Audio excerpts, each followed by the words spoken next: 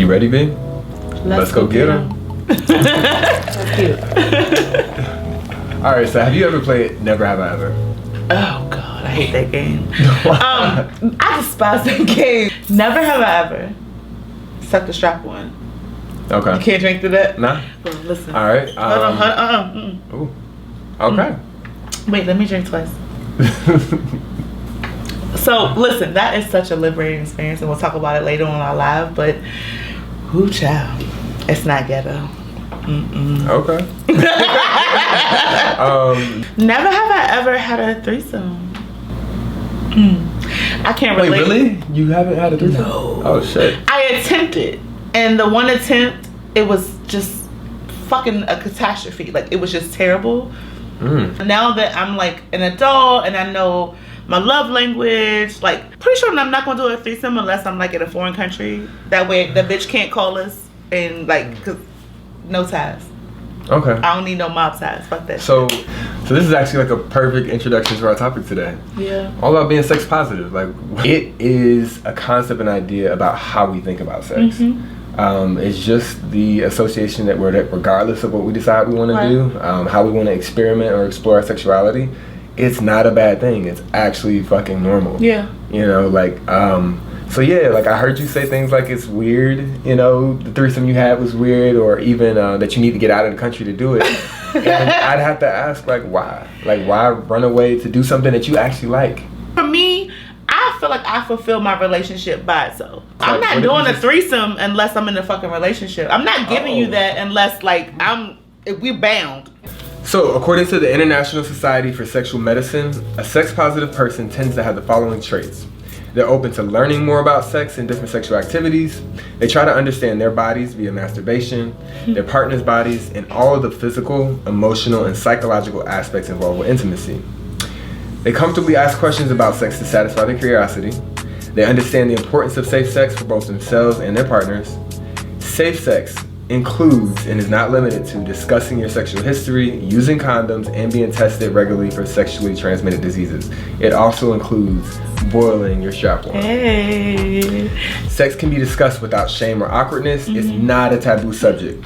A sex-positive person acknowledges that sometimes they won't want to have sex, and that the partners they choose might not want to have sex with them. This is affirming active consent. As long as the participants consent and feel safe, without moral judgment. This means accepting sexual behaviors that might be different than their own, such as having many partners, engaging in threesomes, or even swapping marital partners. This also means accepting other sexual orientations and lifestyles without judgment. I think it's interesting that you say you only explore even the idea of a threesome in a relationship. So there's also this whole concept of pseudo-monogamy that's kind of taking place. Sex positivity is literally this idea that you can exist as a sexual creature all by yourself, and anything that you want to try, experiment, explore, you can do it, and there is no shame. You don't gotta hide it. We can talk about it. I'm willing to try anything one time. If I don't like it, I'm gonna be like, that's a no for me, dog. So who is your sex positive icon? Tiana Taylor. Okay, she's lit. I love that she's charismatic. She just has an energy, and she has a big dick energy. And it's like, it don't matter. When she walks in the room, bitch, she commands the room. And a lot of people, like, they look at her and it's like, oh, well, she doesn't ideally fit the look. But she has an aura, and she's just fucking beautiful. Like, she would definitely be a top. Oh God, I let her top, bottom, horizontal, like diagonal, bitch. I don't give a fuck. Honestly, like, watching Rihanna fucking own her sexuality after having been victimized in one relationship, after having been ostracized and like villainized by the fucking media. I would say that even as like a queer boy of color, like, it speaks to me because society's also tried to own my sexuality. Society's often tried to tell me who I could and could not fuck. They've often tried to tell me what I needed, what a relationship needed to look like. Tried to sell me the whole thing of being on the white horse in the carriage. And so when I see the identity of savage, I'm like, yeah, like, I wholly own that shit, and it helps me wholly own like myself, my sexuality, and who the fuck I am too. Yeah, absolutely. That's what. Kudos. So never have I ever masturbated. Oh. Cheers, sis. Well, we both just cheers to like both masturbate, and so like How often do you masturbate? How important is masturbation? Like, baby.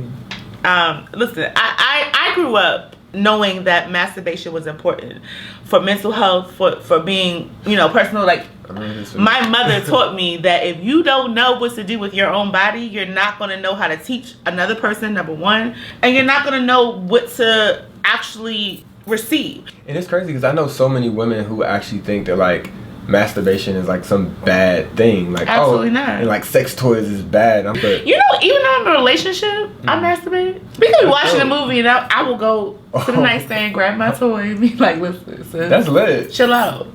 Don't touch me though, because I'm mad at you today. Like, you ain't take the trash out. So don't. So I've actually heard, like, from so many of my girlfriends that they've never even orgasmed before. So I guess they're just like fucking, but like getting no pleasure out of it. Fucking for free. That's what we call it. If you are not coming, you are fucking for free. And it's annoying. Like, I don't know. I mean, I'm gay as fuck, but I refuse to fuck for free. And I feel you. When I watch hetero porn, I literally feel it. Like, I feel in the sense of, I feel that the woman is not being fucking satisfied. Like, yes, this motherfucker might have a big ass dick. You gotta get into big clip porn. But you can tell she's faking it. Again, so back to our list of what a sex positive person looks like. They comfortably ask questions about sex in order to satisfy their curiosity. They understand the importance of safe sex both for themselves and their partners. And now this is a very interesting conversation too, because safe sex looks different for different people. Right. It also is a very intricate thing. Safe sex is more than just condom usage. Discussing sexual history. Yeah. Being tested for STDs regularly, so that you're able to have those conversations. And it also includes the emotional and psychological safety, such as supporting a partner with sexual dysfunction or a history of sexual abuse. Consent, all those things are important. I will say, from a lesbian standpoint, you miss one. For safety. For safety, it's, you have to make sure, bitches, sterilize your fucking strap-ons. Don't come to me and your dick ain't boiled. Like, I can't. Okay. Nope. Because a lot of women, you don't typically buy a new strap-on for a new person until, like, you're in relationship, almost relationship status.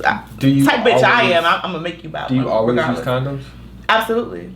And I do it because, one, I don't know where the fuck who you shucked on last night. I don't know what happened. You know what I mean? Like, and I know in an ideal world for myself is that, like, there is a fucking difference. And when you're in the heat of the moment and you actually, like, want to fuck, like, nah, there's a major fucking difference that's skin, if you got plastic in your asshole versus, like, skin, for me, it's a major fucking difference. And it's a butthole.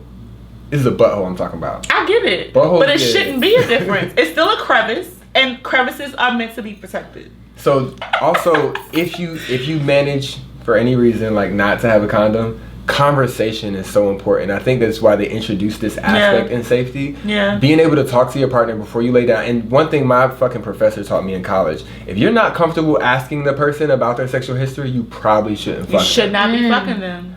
Even if you are discussing your sexual history, what do you say then when you actually get to a partner who says, like, actually, I do have an itch going on? Do you just throw a condom on and say, you know what, I may not see you again? Me, I identify, so, in college I found out I had HPV, and that scared the fuck out of me, and I was like, oh my God, like, shouldn't know words, like, I'm going to hell. HPV is actually common as fuck. It's called the human papillomavirus, and it's the most common STD that there is. It's estimated that 80% of all sexually active adults are going to contract it at some point in their lives. Crazy. With the numbers that you just read, and the stigma, and the fact that people don't talk about it, and they're not vocal about it, it's almost as common as a fucking common cold.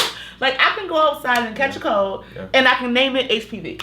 Because aren't there times when you can just do whatever the fuck you want and it's not an outbreak? Absolutely. On this subject matter, I know that, like, particularly with gay men, HIV is something that is fucking common. We cannot have a conversation about sex positivity, and we're talking about safety and conversations around sex, and not know how to comfortably ask your partners if they're HIV positive or not. Every now and again, you're going to have a sexual partner who does reveal that they are HIV positive. But that is no longer a death sentence. We no longer live in the 80s where we don't have medicine. Those of you are not aware, PrEP is pre-exposure prophylactic for people who do not have HIV, but it's also a way for them to protect themselves from people who have HIV and be safe. And we're in no way endorsing people having unprotected sex. No. The realities of HIV is that it is something that exists within our communities, yes, every community, and we got to know and have the resources in which to protect ourselves. So when we're talking about safety, again, you know, this one of the pillars that sex positivity is built upon. You need to know about these things, especially as a queer person of color. Absolutely. You know, and outside of gay, I think MSM or men who have sex with men. Yeah. Black women are like the next demographic that's so highly targeted of HIV. Yes. So like knowing how to protect ourselves regardless of your gender, it's like so fucking important. Absolutely. Again, just because you're on PrEP does not mean that you need to be out there having unprotected sex. But we do want to make sure that everybody has the fucking resources that they need to like live their best fucking lives. There should be no shame associated with it. Absolutely not. Just have a real fucking conversation. Figure out how you please. Figure out what you need to get where you got to get to. And we can all be happy. So I think at the end of the day, everything we're discussing with sex positivity is built on two pillars. If you think about these things, consent and safety. And we really should talk more about consent so people know what it looks like. But as long as you are with a consenting adult, then you should be able, and you're protecting yourself as well as them, you should be able to live a healthy, happy sex lifestyle. I encourage everybody to be more selective. Be selective of who you choose to like. And I encourage everybody to get your fucking life. if you know, because I had a whole phase, I done had several. And if you don't want to be selective, baby, get what you need. There's a lot. God, I look at sex like I look at art, like I look at music, and like I look at food. Just make sure they don't have your address. Just like you wouldn't stick to one genre of music or stick to one type of food for the rest of your life, I think you should explore and experiment with your sexuality. Shout out to that. Yeah, cheers. I'm gonna try. I'm going to commit to try something new before our live on Thursday. Thank you guys so much. Tune in to us every Monday, 12 a.m. If you can't catch us at 12 a.m., you know you can always catch us at your desk while you're sipping your coffee, your morning tea. Join us live on Thursday at 9. Make sure you engage with us. Again, like this is about y'all. This is about our community of queer people of color. We want to make sure that we're uplifting your voices. So if you need to hear us talk about something more, let us know. And don't forget to send us your favorite wine. We asked that last week. We want to know your favorite wines because we're gonna sample them and try them, and we'll talk about it. If you send it to us, we'll talk about it. Like, I'm talking about the wine. I was talking about wine shit. Well, shit. Let's talk about sex. Let's talk about sex, baby. Right. Okay.